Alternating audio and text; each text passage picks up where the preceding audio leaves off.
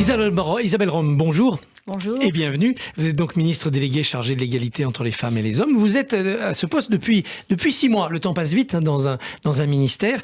Est-ce que vous vous sentez plus utile comme ministre que vous ne l'étiez quand vous étiez justement haute fonctionnaire ou magistrate ? Eh bien, je pense qu'il y a un fil rouge, en fait, pour moi, qui est peut-être c'est la boussole finalement du respect de la dignité humaine. Je résumerai en disant 30 ans de magistrature, 6 mois de ministre et une vie d'engagement. Voilà. Et pour moi, être ministre, c'est aller plus loin, peut-être encore, dans cet engagement qui était le mien comme magistrate, comme juge d'application des peines. J'ai beaucoup travaillé sur la réinsertion. J'ai travaillé aussi beaucoup avec des jeunes des banlieues, sur la dignité aussi des personnes hospitalisées en psychiatrie. Et puis, bien sûr, comme présidente de cour d'assises, j'ai eu à juger des féminicides, des viols. Et j'ai compris les effets dévastateurs, le désastre que constituaient les violences faites aux femmes. Et j'allais dire, ce combat que je mène aujourd'hui comme ministre, je le dédie vraiment à toutes ces femmes. Est-ce que vous êtes entravé dans votre action par l'absence de majorité à l'Assemblée nationale ou est-ce que finalement ça se joue ailleurs, ces enjeux, dans le petit détail concret, on n'a pas besoin de grands textes de loi ? Je pense que ces sujets que je porte, de l'égalité entre les femmes et les hommes, la lutte contre les violences faites aux femmes, mais aussi de l'égalité des chances, de la diversité. De l'égalité salariale aussi. Voilà, de tous les sujets de l'égalité finalement, eh bien, doivent être transpartisans. Voilà, sont des causes sociétales et qui doivent nous réunir. Voilà, et c'est vraiment dans cet esprit-là que je les porte de manière universaliste, humaniste. Donc pour moi, voilà, on doit tous se réunir autour de ça. Alors cette cause de la lutte contre les violences faites aux femmes, c'était la grande cause nationale décrétée par Emmanuel Macron au début de son premier quinquennat. Il voulait même en faire une cause mondiale.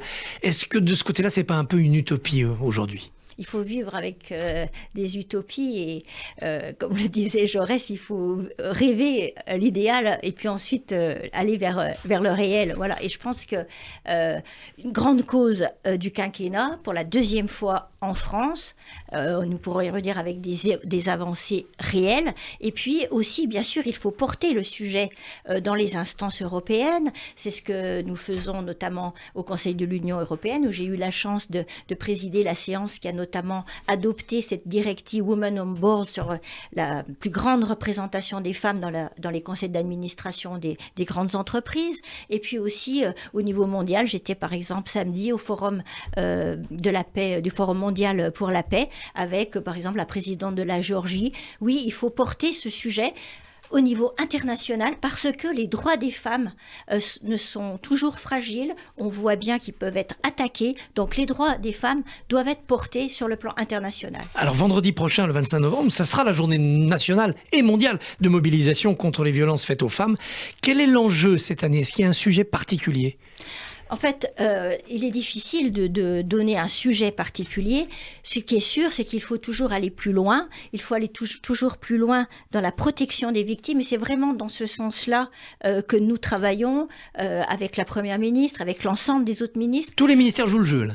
Alors oui, et juste dans cette optique d'avoir un système de protection intégrale de la victime. Et on voit très bien que plein de ministères peuvent être impliqués. Le ministère du Logement, Olivier Klein, avec les hébergements d'urgence, on a eu plus 80% de places d'hébergement d'urgence en plus sur le dernier quinquennat. On en aura 11 000 d'ici fin 2023. On a aussi, bien sûr, le ministre de l'Intérieur avec 160 000 policiers et gendarmes formés, le nombre d'enquêteurs spécialisés qui va doubler, le ministre de la Justice, bien entendu, avec les dispositifs de protection, comme le téléphone grave danger, les bracelets anti-rapprochement, aussi le suivi des auteurs.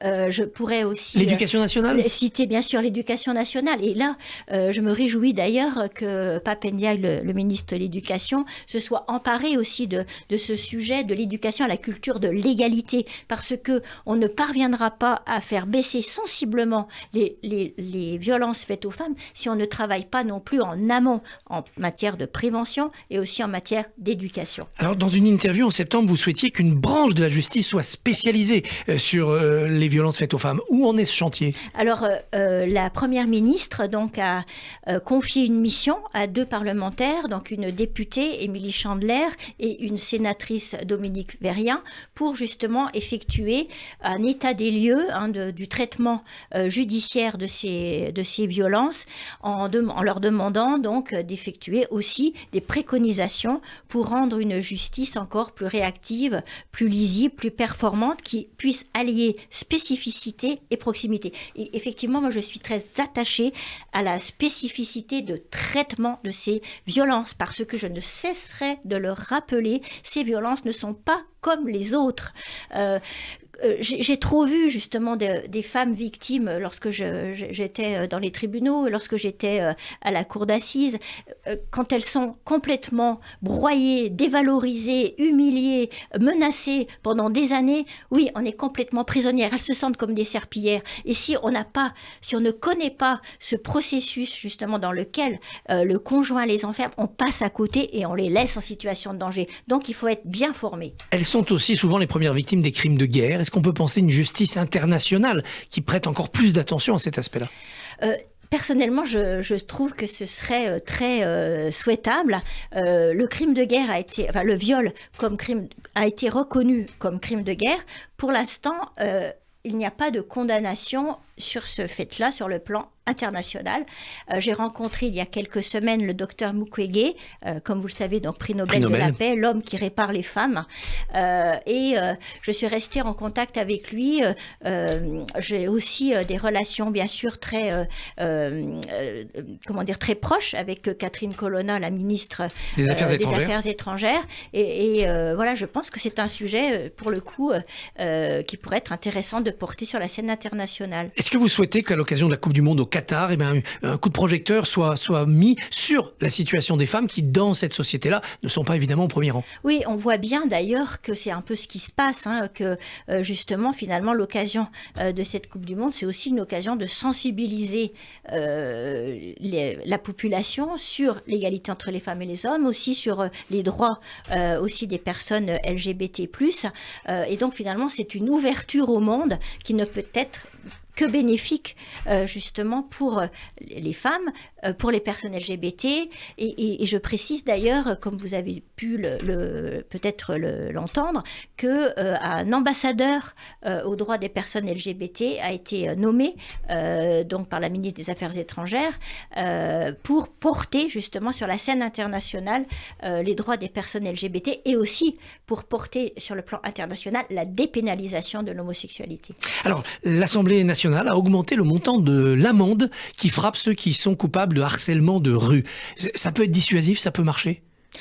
De toute façon, je pense que quand on augmente les peines, forcément, on a un effet dissuasif. Dès que les peines augmentent, en tout cas dans leur quantum, oui, l'effet est dissuasif. Je pense que c'est important, mais il faut aussi que tout cela s'accompagne toujours et encore de sensibilisation. D'éducation. Voilà. Et d'ailleurs, dans le cadre de la semaine qui vient, que je vais vraiment passer en compagnie de plein de collègues ministres, notamment je vais aller avec Clément Beaune dans le métro, et je vais dire symboliquement aussi pour porter cette sensibilisation. Alors, est-ce qu'Adrien Quatennens peut revenir siéger à l'Assemblée, selon vous, 2 mois après une mise en retrait parce qu'il avait reconnu avoir giflé sa femme ? Écoutez, je répondrai comme me semble-t-il, conformément à la loi, c'est-à-dire qu'en l'état... rien ne l'empêche. Voilà, rien ne l'empêche. Donc c'est un problème de conscience personnelle et de discipline du groupe politique. Je pense que c'est sa propre conscience et effectivement la propre discipline du groupe et de manière légale, rien ne l'empêche de revenir. Et vous ne souhaitez pas qu'on durcisse soit la loi, soit les règlements de l'Assemblée nationale pour traiter ce genre de cas ? Il faut laisser la conscience libre ? Je pense qu'il y a une réflexion certainement qui doit s'engager au sein des différentes organisations sur tous ces sujets. Je pense que nous aborderons d'ailleurs ces questions dans le cadre du futur comité interministériel que présidera la Première ministre et que je piloterai sur l'égalité entre les femmes et les hommes, puisque tous les ministres seront mis autour de la table justement pour construire un plan gouvernemental de l'égalité entre les femmes et les hommes sur les 4 ans à venir. Oui, bien sûr ce sera des sujets qu'il faudra travailler. Alors, Monseigneur Gralet, après Monseigneur Ricard, les aveux des religieux catholiques pour des actes déplacés souvent prescrits, est-ce que c'est utile ou est-ce que c'est trop tard ? Je pense que c'est toujours utile, même si les faits sont prescrits. Pour avoir connu de nombreux procès, jugé de nombreux faits de viol, donc non prescrits, mais parfois révélés très tard, il est important que la réalité puisse être dénoncée pour les victimes, mais aussi pour les auteurs. Je pense que la vérité doit toujours jaillir un jour ou l'autre. La semaine prochaine sera débattue la constitutionnalisation de l'interruption volontaire de grossesse. Qu'apporterait cette mention dans notre loi fondamentale ?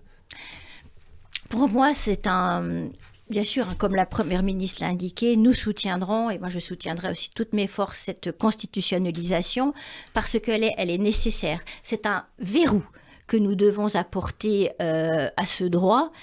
Souvent, je dis que ce qu'une loi peut faire, une autre loi peut le défaire. Nous voyons qu'il y a des menaces un peu partout dans le monde. Oui, mais en France, aucun parti ne réclame l'abolition de l'IVG. Il y a 3 ans, les Américaines ne pensaient pas non plus qu'on allait revenir sur ce droit. Voilà, donc, il faut le verrouiller. Voilà, et en le verrouillant, nous le faisons passer comme droit fondamental. Et oui, ce droit, justement, ces droits